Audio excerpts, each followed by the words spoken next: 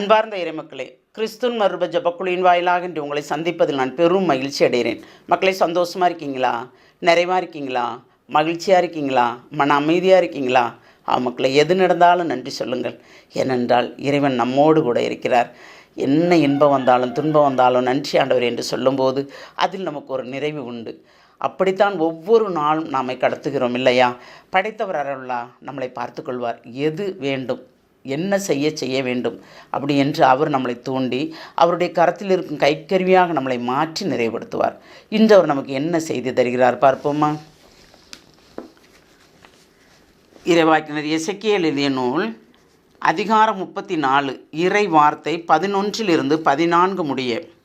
தலைவராகிய ஆண்டவர் இவ்வாறு கூறுகிறார்: நானே என் மந்தையை தேடிச் சென்று பேணி காப்பேன். ஓர் ஆயன் தன் மந்தையின்றி சிதறன்று ஆடுகளை தேடிச் செல்வது போல் நானும் என் மந்தையை தேடி போவேன். மப்பும் மந்தாரமான நாளில் அவற்றை எல்லா இடங்களினின்று மீட்டு வருவேன். மக்கள் நின்று அவற்றை வெளிக்கொணர்ந்து நாடுகளிலிருந்து கூட்டு சேர்த்து அவற்றின் சொந்த நாட்டிற்கு அழைத்து வருவேன். அவற்றை இஸ்ராயலின் மலைகளிலும் ஓடையோரங்களிலும் நாட்டு எல்லா குடியிருப்பிலும் மேய்ப்பேன். நல்ல மேய்ச்சல் நிலத்தில் அவற்றை மேய்ப்பேன். இஸ்ராயலின் மலை உச்சிகளில் அவற்றின் மேய்ச்சல் நிலம் இருக்கும். அங்கே வளமான மேய்ச்சல் நிலத்தில் அவை இளைப்பாரும். இஸ்ராயலின் மலைகளின் மேல் செழிப்பான மேய்ச்சல் நிலத்தை அவை மேயும். பிரைஸ்தடா. ஏனென்றால் ஆண்டவர் ஒரு நல்ல ஆயன் என்கிற கருத்தை நமக்கு சொல்லுகிறார். கடவுள் நம்மளை அவர் பிள்ளைகளாக எடுக்கும்போது ஆடுக்குரிய ஒப்புமுறைமையை ஓமையை கூறுகிறார். ஏனென்றால் நல்ல ஆயன் நானே. அவர் நம்மளை நிறைவாக பாதுகாக்கவும் எந்த நாட்டில் இருந்தாலும் நமக்கு என்னென்ன தேவையோ அனைத்தும் செய்து தந்து நமக்கு தேவையானவற்றை அனைத்துமே அவர் கொடுத்து நம்மளை பேணி காப்பேன் என்று அவர் சொல்கிறார். ஏனென்றால் நல்ல மேய்ச்சல் நிலத்தில் நம்ம என்ன சொல்கிறோம்? பொருளாதாரம் இல்லை, நமக்கு தேவையானது கிடைக்கலேன்னு புலம்புறோம் இல்லையா? ஆனால் தருபவர் அவரே தான். மனிதரை நம்புவர் சபிக்கப்படுவர் என்று சொல்வார்கள் இல்லையா? அதுபோல் நாம் இறைவனை நம்பும்போது யாரை கொண்டு நமக்கு உதவுவார், யாரை கொண்டு நமக்கு வழி நடத்துவார், யாரை நமக்கு நன்மை செய்யும்படி செய்வார்? செய்வது எல்லாமே இறைவன் தான். அப்போ இறைவன் செய்யும்போது அவரே நல்ல ஆயனாக இருந்து நமக்கு அனைத்தையும் நல்லபடியாக செய்யும்போது நமக்கு என்ன கவலை? என்னென்றால் எல்லா இடங்களிலும் நானும் என் மந்தையை தேடி போவேன். மப்பும் மந்தாரமான நாளில் அவற்றை எல்லா இடங்களில் நின்று மீட்டு வருவேன். அப்போது நம்ம எங்கே சிதறி கிடந்தாலும் அந்த சிதறி கிடக்கிற இடத்துலேருந்து ஒன்றா கூட்டி அவர் சேர்க்கிறார். ஏனென்றால் அவருடைய பிள்ளைகள் நாம் இல்லையா? அவர் தெரிந்து கொண்டவர் நாம். அவர் நம்மளை தெரிந்து கொண்டு அவர் கரத்துக்குள் வைத்து நம்மளை நடத்த வேண்டும் என்று சொல்லுகிறார். ஆனால் நாம் அவர் கரத்தை தட்டி விட்டு ஓடி சென்றுக்கிட்டே இருக்கிறோம். எப்படி ஓடி செல்கிறோம்?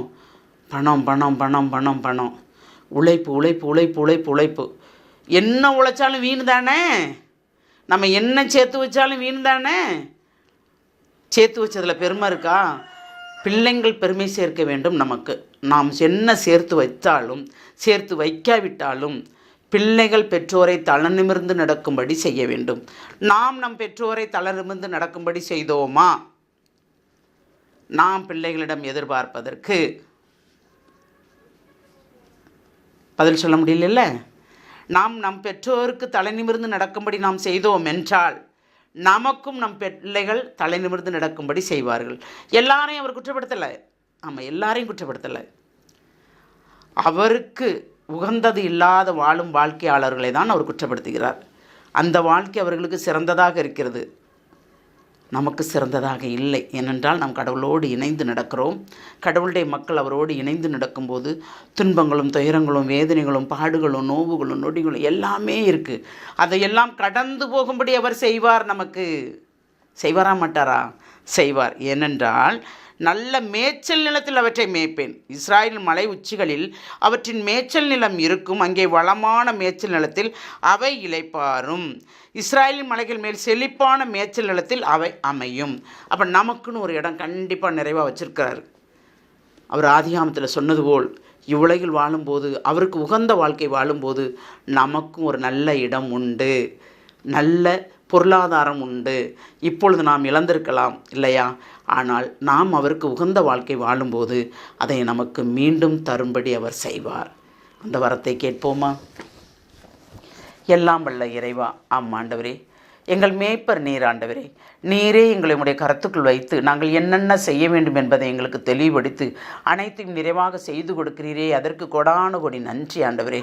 வல்லவராம் இறைவன் எங்களுக்கு அரும்பெருங்காரியம் செய்தார் என்று அன்று அன்னை மரியாள் சொன்னது போல் நாங்களும் உம்முடைய நாமத்தை நிறைவாக மகிமைப்படுத்தும்படி தேவரீர் எங்களை வழிநடத்த போகிற அந்த கிருபைக்கு நன்றி ஆண்டவரே. இந்நாள் வரைக்கும் காத்த தேவன் இனியும் எங்களை பாதுகாப்பார் என்று நாங்கள் நம்புகிறோம், விசுவசிக்கிறோம். அந்த விசுவாசத்தை நீர் பெரிதாக்க போகிற கிருபைக்கு நன்றி கூறி எங்களை முழுமையாக உம்முடைய இரக்கத்துக்குள் ஒப்புக் கொடுக்கிறோம். ஜெபம் கேட்கும் நல்ல பிதாவே. ஆமேன், ஆமேன், ஆமேன்.